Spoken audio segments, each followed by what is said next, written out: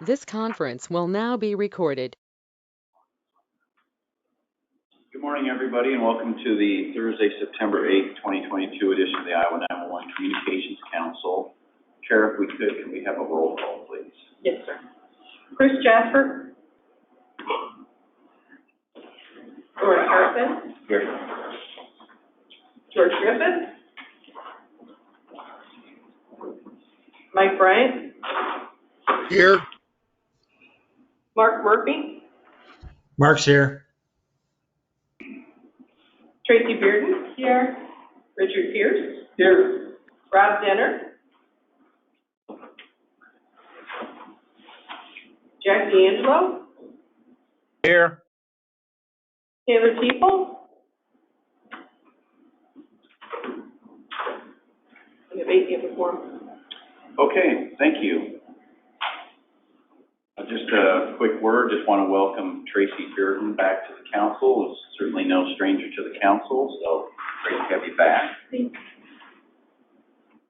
We'll forgo the guest introduction since we're spread out throughout the state, but if we could have a motion to approve today's agenda, please. So moved. Okay, do I have a second? I'll second. Okay, we have a second. Any discussion? All those in favor signal by saying aye. Aye. Again, same sign. Approved. Likewise, could I have a motion to approve the August 11th, 2022 minutes? Griffith will move. Thank you. Do I have a second? Here's a second. Good. Any discussion? All those in favor signal by saying aye. Aye. Aye. All right. Aye. Again, same sign. Motion carries. Blake, do we have a report? We do. It is not a very long one. Just a reminder that next week is the PSAP leadership training. Again, that is the 6 or 7 hour course that we developed over the last year or two, designed for kind of PSAP supervisors, service board chairs, folks like that. That is being held at the state EOC. Online registration has technically closed. That closed this morning. If you or someone you know really wants to get into that training, shoot us an email and we will be able to still get you into that training. This will be the second time we've held that course. We're looking to do that again kind of about twice a year. So if you haven't taken it yet and you're not able to on the 14th, we will do that again probably early in 2023. Right after this meeting, check your emails. You will have the annual email asking for the start of all of the annual forms that we collect. Those will be like the PSAP update form to make sure our distro lists are up to date, service board membership forms, which is a requirement as part of your 911 service plan, and the new and updated expenditure collection form, along with the new instructions for that form. So again, look for all of that shortly after this meeting. I did want to provide an update. Last week or 2 weeks ago, the ILEA Telecommunicator Training Board met. I am on that board representing HSCMD. Chris Jasper, who's also on the 911 Council, is on that board representing NENA, I want to say, NENA or APCO. So we started looking at kind of some of the older bylaws from when that board met more often. There is supposed to be a close connection between the council and the Telecommunicator Training Board. So there was discussion about trying to make that connection a little bit more solid than it has been in the last couple of years. So a couple of things that were discussed there were the 40-hour basic telecommunicator course, just sharing information. The training board did recommend to the ILEA Council that the 40-hour NENA basic course and the 40-hour APCO course, along with the 40-hour ILEA course, all be accepted and recognized as 40-hour training. So now that goes to the ILEA Council for kind of final decision recommendation. So more to come on that, but it's probably something we're paying attention to. And again, hoping to have a better connection between the 911 Council and the training board moving forward. Blake, if I may ask, is that course, the NINA APCO course, going to be used as a course to serve plans, the 40-hour course? Because I think that would be a mistake. I think that should be something that should be an augmentation to the 40-hour course, and the 40-hour course still be required. I don't think it'd be wise or recommended to actually give it a choice between one or the other, because NINA and APCO training does not teach Amber Alert. It doesn't teach the soon-to-be Blue Alert. So I can take that forward. Chad Robbins from DPS is the rep on the training board, so I would get with them. Yes, and I have to speak with him as well on that. And again, the final decision has to go before the IOA Council, so it's just a recommendation at this point from the training board. Yes, I've already been in contact with some of those regardless. One thing that I did not put on the slides here that I want to make everyone aware of, and it's more of a timing thing on why I want to talk about it now. Every 5 years, state departments have to go through an annual administrative rule review. So our department has done that. So as a number of updates, we are going to try to make some updates to Chapter 10, which governs 911. A lot of the updates stem from the work group that had convened from the strategic plan. So that will be published in the bulletin that gets released September 21st. At that point, there's an open public comment period, so I will make sure to get that final version out. Right now, the language is kind of ping-ponging back and forth between us and the code editors. So when that gets finalized and gets published for public comment, I will make sure that that gets out to the council as well as all 911 stakeholders. Any questions on this slide?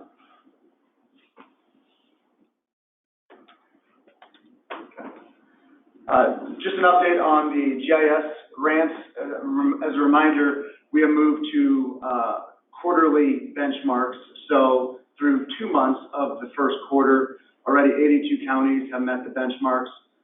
So at this point, you still have about 2/3 of the month of September to go, and hopefully get that a little closer to all 99 counties being able to meet the benchmarks. Again, then we'll pay that out at the end of the quarter as well. So eligible for $3,000 per quarter to meet those benchmarks. You will have 2 training fund applications to review and approve later in today's agenda. As a bit of a reminder, the Iowa NINA conference and Iowa APCO conference for both fall and spring are kind of approved for a standing $5,000, but we do kind of always like to see what we're approving them for. So those applications have been sent out to council members, and I'll have those on the screen when the time comes for review. Any questions for me before I hand it over to Zetron for shared services?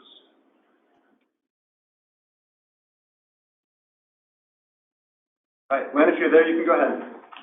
Good morning. Can you hear me? Yep. Okay, great.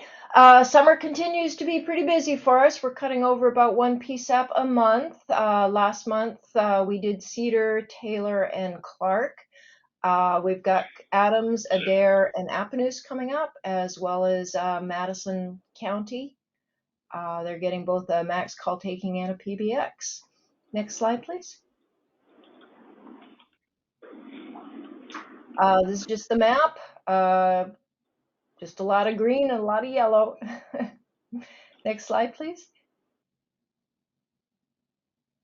As always, we have a monthly or bi-monthly newsletter. If you're interested in getting on the distribution list, you can email me at lynn.warren@zetron.com, or if you have any other questions about the shared services program, feel free to reach out to me. And I think that's it. And that is the end of my brief as well. I would take any questions.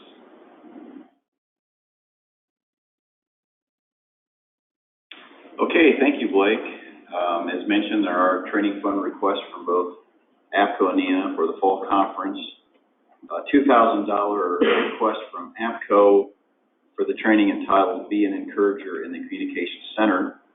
And then the NINA request for $5,000 is entitled Basic De-Escalation. As Blake mentioned, we have a standing policy to cover 100% of those trainings. And unless somebody wishes to speak on that, I think we should put it up for a vote and approval. Pierce will make the motion. Mr. Okay, Chair. we have a motion. Yes. Hey, Mark Murphy, I'm going to abstain since I sit on the APCO Council. Okay. Okay. All right, we have a motion to approve. I assume that was for both of those fundings? Yes. Okay. No, second. We have a second. Any discussion? All those in favor signal by saying aye. Aye. Aye. Again, same sign. And the motion carries. Okay. Reports. Does anybody have any technical advisories? Okay, I'm hearing none. We get an update from Iowa Interoperability Governance Board from Captain Richard Pierce and/or Curtis Walzer. This is Wally. I'll give you a quick, this will be a quick one. The TICP, or the Tactical Interoperability Communications Plan, that was a project that that was a federal ask to help us with, began over a year ago. That is nearing completion. There's a couple of interoperability repeater information that we were trying to confirm and make sure was accurate. We certainly don't want to publish version 1 after all that and then have already have inaccuracies and have to do a revision. So I've been working with Chris Myers and we're hoping that we should have some good news here before the end of the year that this is out and available. There was not a lot of committee activities to report on this last month. The state fair and everything, county fairs and everything else going on, of course, kind of throws off the month of August. But no governance changes. That meeting would have fallen on Labor Day, so it was not held. For trainings, however, we do reminder that we do have the all hazards communication unit leader training coming up, begins on Monday the 26th of September through Thursday the 29th of September at Westcom. We have 13 signed up currently, including at least one here from Minnesota, from out of state. That course can handle up to 30, so there's still room. And we can, as long as the people have the prerequisites and everything in place, we can even do last minute adds if need be. So that's still on the table. And then the fall comics in October, looks like we've got 8 signed up for that as well. So that'll be ongoing. Other than that, Mr. Chair, that's all I have for you. Okay, thank you. All right, next we'll have an update from the U.S. Department of Homeland Security, Cybersecurity, and Infrastructure Security. Chris Myers is not with us this morning, but I understand that Blake, you'll be making that report. I do have his slides and his update. So, update on the new NIFOG. This has been a long anticipated project.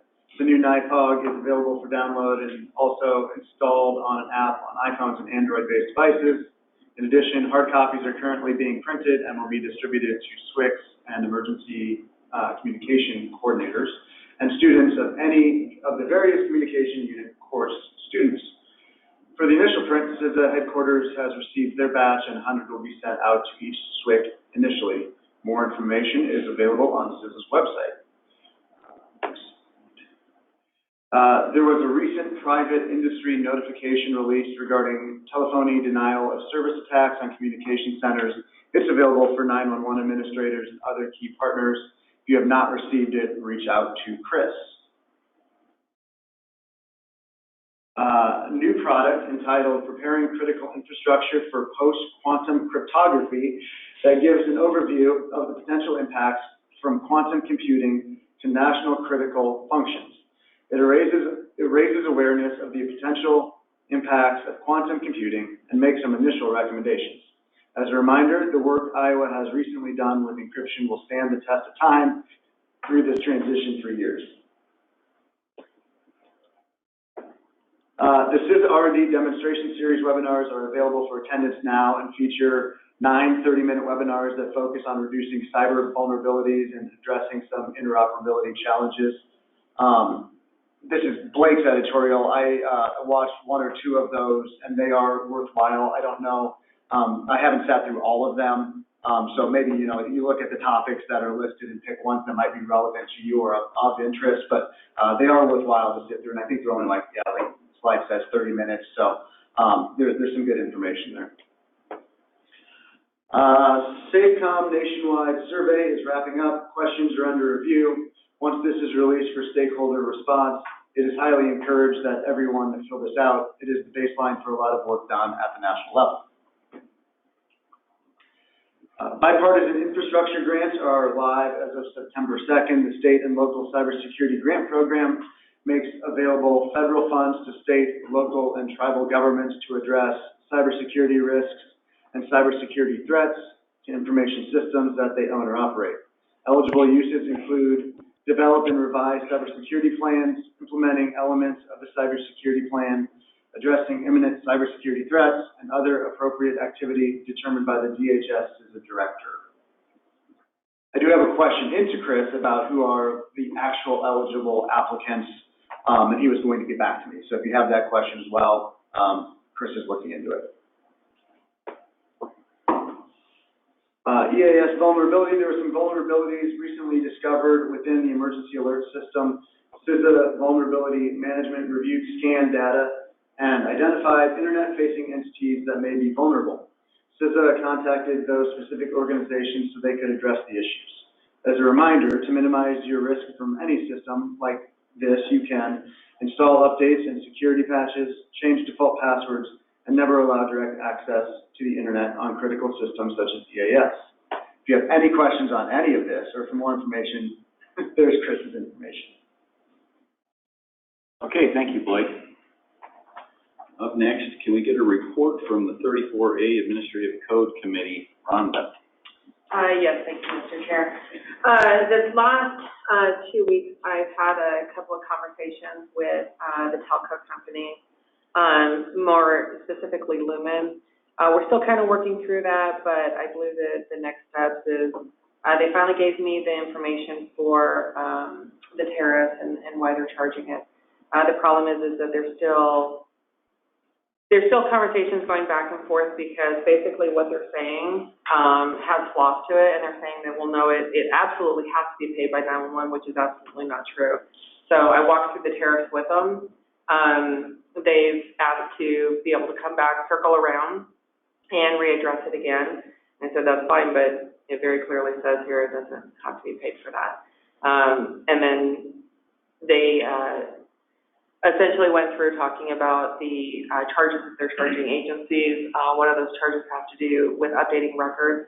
And they very clearly said that the updating of records is if somebody is, a new customer or somebody leaves when they move, so on and so forth, which has nothing to do with 911. 911 is a benefit, not a cost of doing business. So we're still working on that. Hopefully we'll have a little bit of it better, but we seem to keep kicking this can down the road. Okay, thank you. Then also on the baseline knowledge for 911 communications professionals, do you have anything for that, Ron? No update on that, Mr. Chair. Okay, thank you. Any legislative issues? Do we have any information sharing to be shared by council members? Okay, I have no unfinished business or new business or travel requests. Do we have any business from the floor in the room? Do we have any business from the floor out on the internet or on the phone? Okay, hearing none, then I would entertain a motion to adjourn. Motion, do I have a second? All those in favor, signify by saying aye. Aye. Aye. We're adjourned. Thank you, everybody.